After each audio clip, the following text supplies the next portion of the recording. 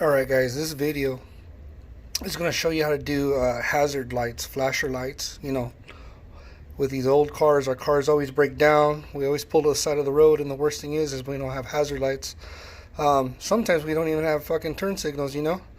But if you have your turn signal set up all figured out, this is what you're going to want. You're just going to want another flasher, the harness, and you're going to need these guys. These guys are diodes, okay? These are diodes, part number IN5408. Okay, you can find these on Amazon. So before you guys go texting me and asking me questions, I'm saying that right now.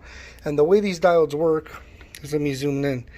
They work as a check valve. So what it'll do is it'll allow current to go one way, but not back up the other way. You see that gray bar? That gray bar is the wall that won't stop it from going that way. I see it as a wall. That's how I know it always is. No, yes, creates a check valve.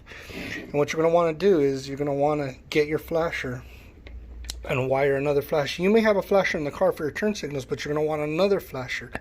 The reason being is you want this flasher to work with the key off, because a lot of times if you're broken down, you're not going to leave your ignition on, and the turn signals work with ignition with the key on.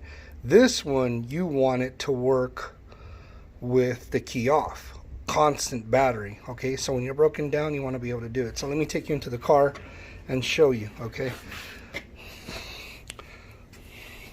so this is my car I'm working on, and here's the setup. Okay, this is what I got going on. So here's each one of my turn signals. Okay, so I have, you know, my front left, my back left, my front right, and my rear right. Okay, so what you want to do is you can, let's follow this pink wire. So if you see this pink wire, it continues and makes the contact. Okay, but what you're going to want to do is you're going to want to get your flasher, which is here. I have it wired. Well, I'm actually doing a wire harness. So out of my wire harness, this is a wire that's coming through my flasher. Okay, this is my power going in, which would be, you know, saying if I connected one end of this to the battery and the other end to the switch. And what happens is that as I turn on the switch, the power will go through the flasher relay, and as that happens, it'll break the circuit, make the circuit happen, break the circuit, it'll create the flashing effect. Okay, so what you're going to want to do is you're going to want to have it come out, and then you're going to want to split it like the way I did here. I have a butt connector in here, and I split it into 4.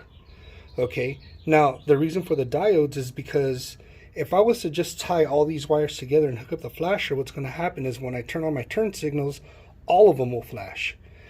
You know, and that's not gonna work. What we want is we still want it to be independent. So what we're doing is we're creating it from back feeding into one circuit and feeding all the circuits. Now, some of you may say, well, why can't you just do left and right? But the problem is that, let's take the left side of the circuit. The left side of the circuit has the front and the rear, but the rears also do brakes.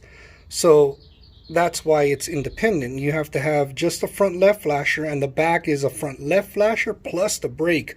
So it does a double job. That's why they're not all tied in. That's why you have 4 individual wires.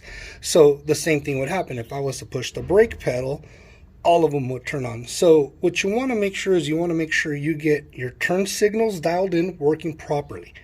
And then what you're going to do is, let me find it here.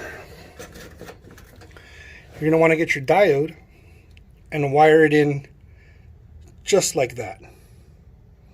Okay? Just like that. So you're going to want the new feed to come in from that flasher and tap into every individual one. So there I have one with the diode. There's the other one with the diode. And if you really look at the colors, they continue. They continue uninterrupted. It's just this new signal that's coming in and tapping into it. But when I turn this one on, I don't want it to go up and back feed into the rest.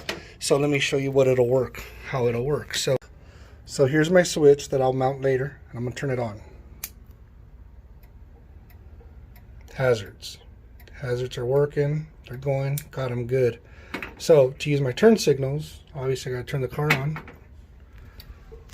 See, there's my right, there's my left, there's my right, there's my left, So if I turn them off and then still turn the switch on, let me find it here.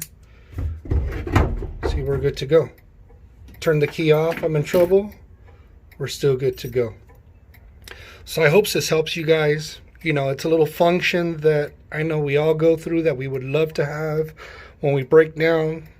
Because, you know, these old girls, they're hard to get going. Shit happens sometimes. And, you know, it's about safety. So hopefully, you know, these hazards will help you. Let me just show you the back so you can see them actually blinking in the back.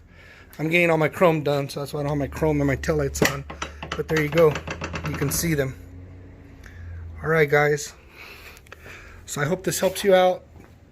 And yeah, ask me if you got any questions. Thanks.